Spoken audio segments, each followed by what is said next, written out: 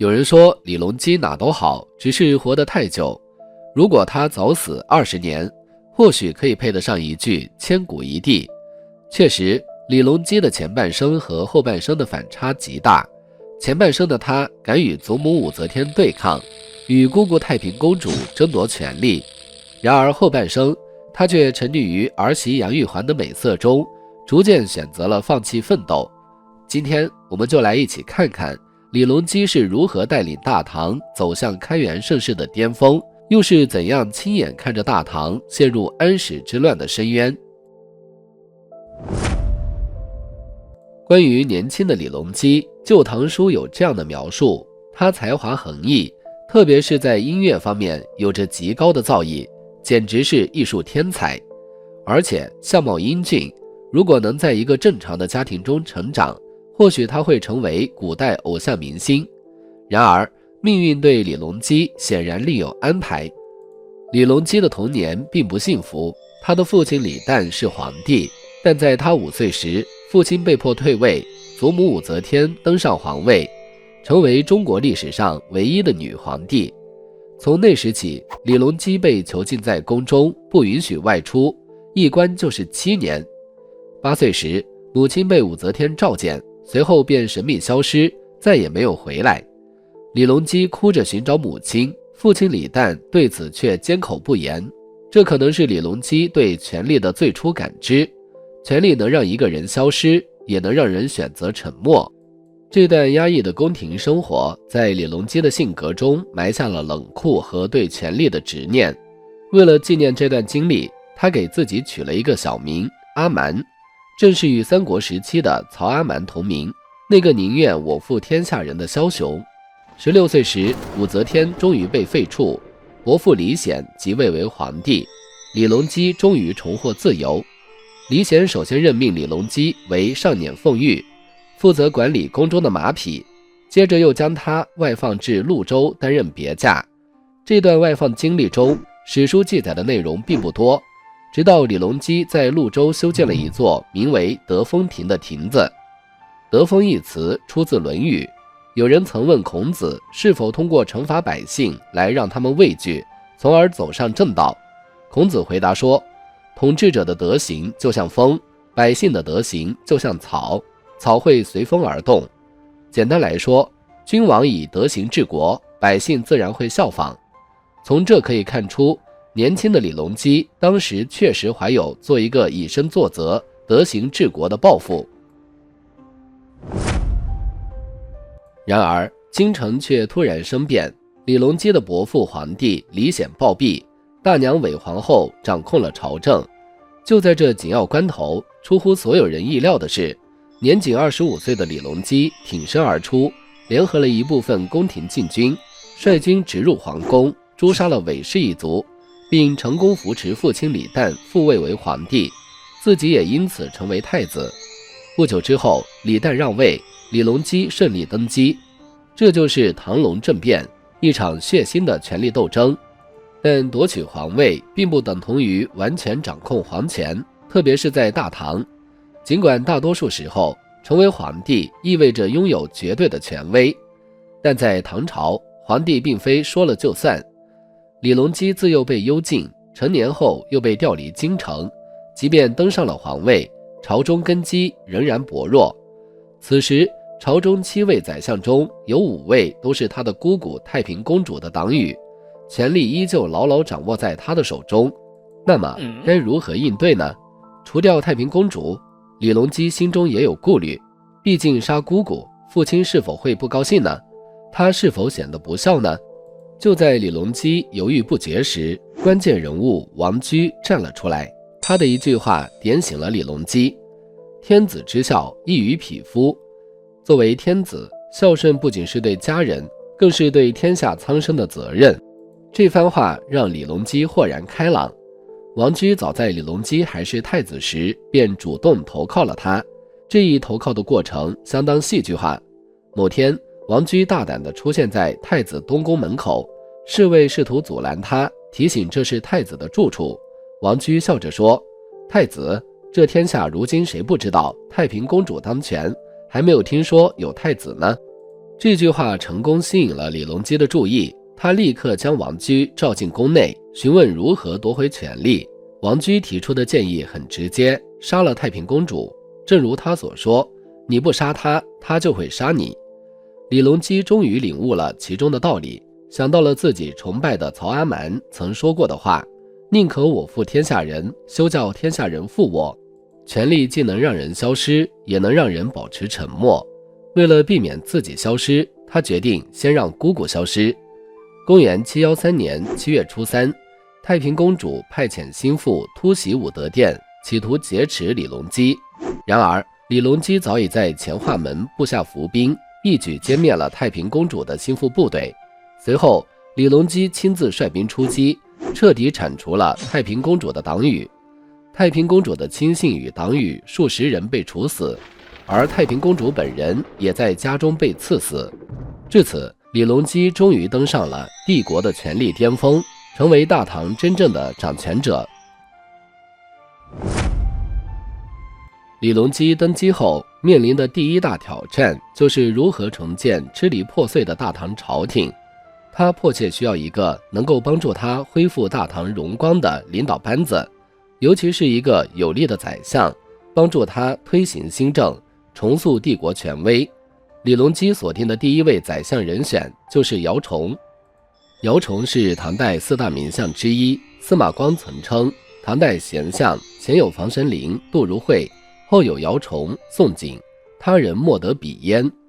姚崇显然是李隆基心目中能够挽救局势的最佳人选。然而当姚崇得知自己将被任命为宰相时，他却并未立即接受，而是表示我不当。李隆基听到这话，自然是气不打一处来。然而姚崇紧接着提出了10个条件，历史上称之为10事要说。这些条件包括为政先仁义，不求边功，中官不欲公事，国卿不任台省官，行法治，租庸赋税之外度色贡献，寺庙宫殿只觉建造，礼接大臣等。如果换作其他皇帝，面对这样的要求式任职，恐怕早已难以容忍。但彼时的李隆基有着复兴大唐的雄心壮志，也有容纳贤才的胸怀。他不但一一答应姚崇的条件，甚至表现出了高度配合的态度。其中最引人注目的就是租庸赋税之外度色贡献这一条。姚崇要求朝廷在赋税之外不要再向百姓征收任何额外贡献，这意味着国家的财政将承受巨大压力。李隆基对此采取了极为节俭的应对措施，他带头简朴生活，下令将宫中的金银器物全数融化充公，后宫的妃嫔们也不得佩戴玉器。他甚至命令所有人将锦绣丝织品染成黑色，继续穿着以节省开支。为了进一步削减宫廷开支，他还遣散了多达3000名宫女。还记得李隆基的德风亭吗？君子之德风，小人之德草。领导做得好，百官才能跟着学。宰相卢怀慎就是其中的典型。据说他为官清廉，此时甚至无力购置棺材，家中老奴只好自己卖自己来给主人办丧事。各位想象得到吗？这和后期一骑红尘妃子笑，无人知是荔枝来的可是同一个李隆基。李隆基在开元初年展现出了治理国家的雄心与节俭的精神，连司马光在《资治通鉴》里也感叹：明皇之始欲为治，能自克立节俭如此，晚节有以奢败，甚哉！奢靡之意以逆人也。意思是李隆基早期对节俭的自律可谓严苛，但最终却没能坚持下去，奢靡如同漩涡般，最终吞噬了他。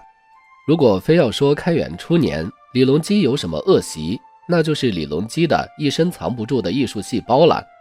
李隆基从小就表现出极高的艺术细胞，他挑选了数百名乐官在宫中梨园附近唱歌跳舞，并亲自担任演奏指导和舞台监督。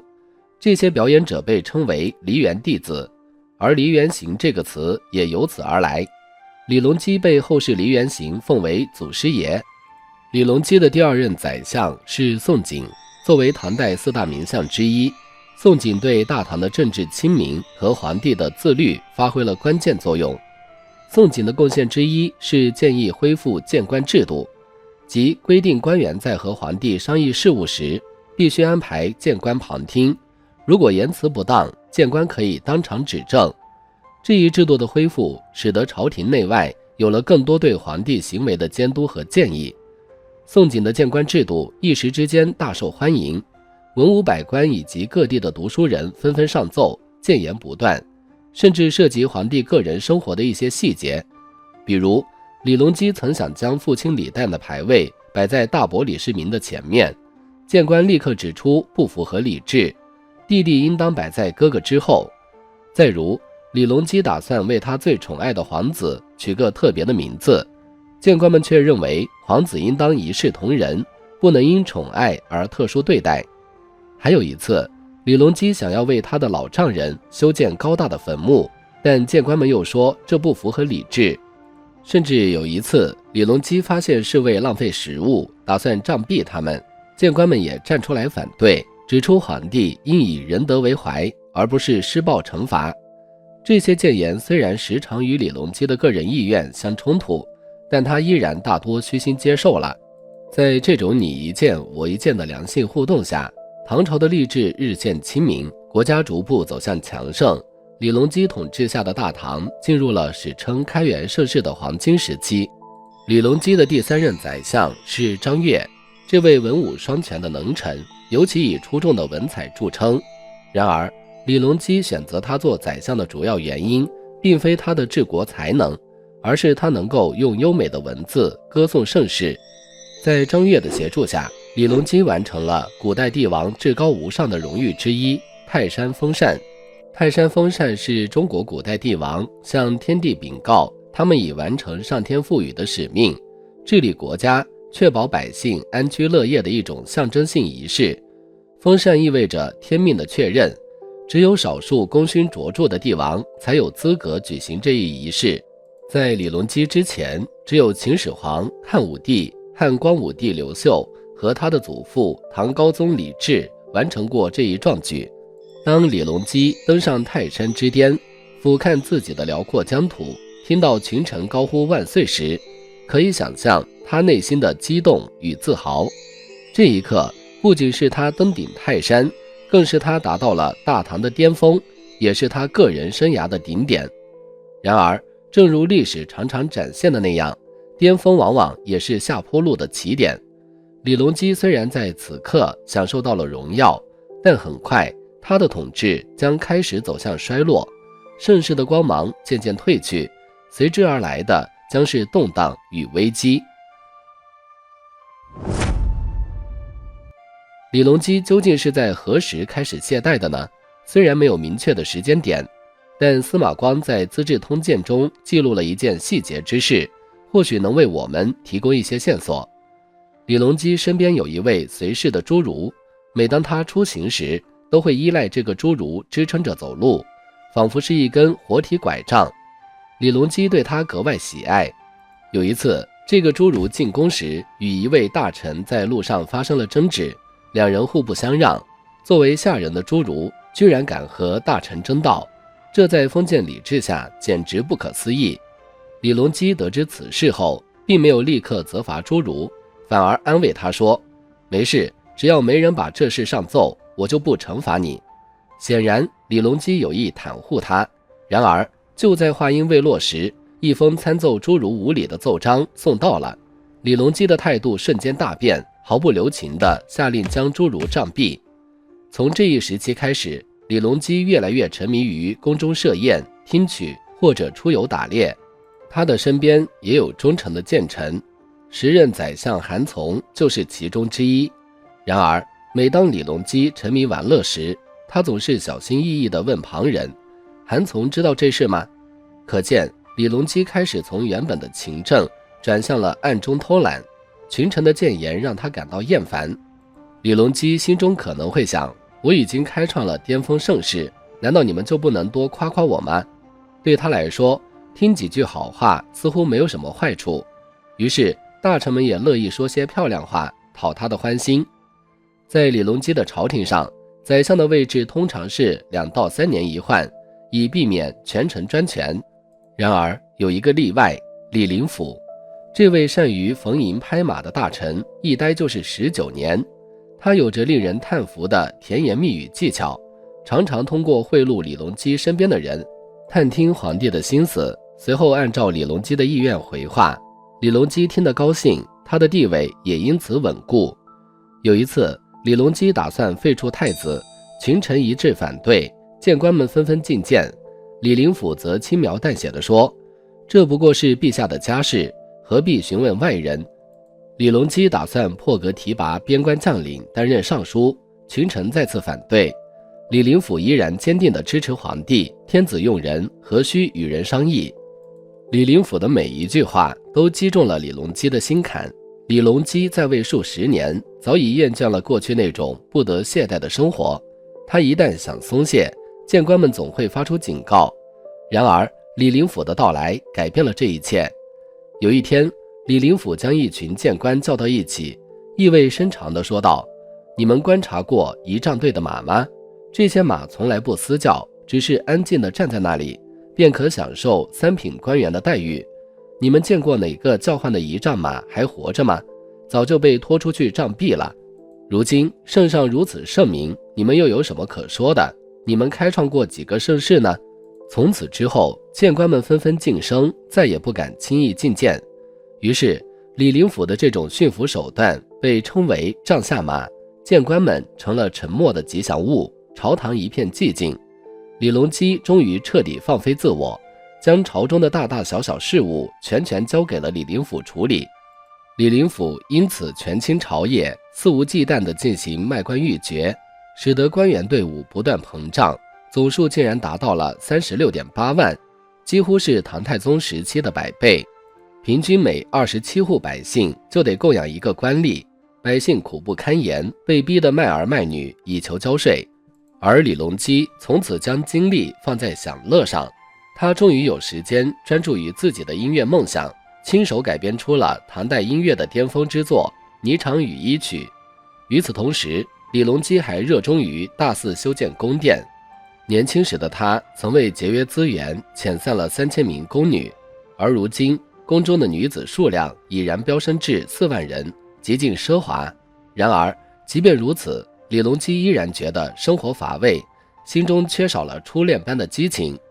这时候，李隆基的心腹宦官高力士出现了。作为最了解李隆基的身边人，高力士有了一个妙计，他设法将李隆基的绝色儿媳杨玉环骗进了李隆基的洗澡池，成功让皇帝重新焕发了对生活的热情。如此体贴的高力士自然深得李隆基的宠幸和重用。那么高力士的权力究竟有多大？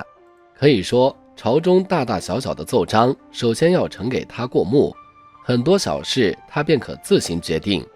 太子尊称他为二兄，公主唤他阿翁，驸马则称他为爷。甚至李隆基都曾说，只有高力士当值，我才能睡得安稳。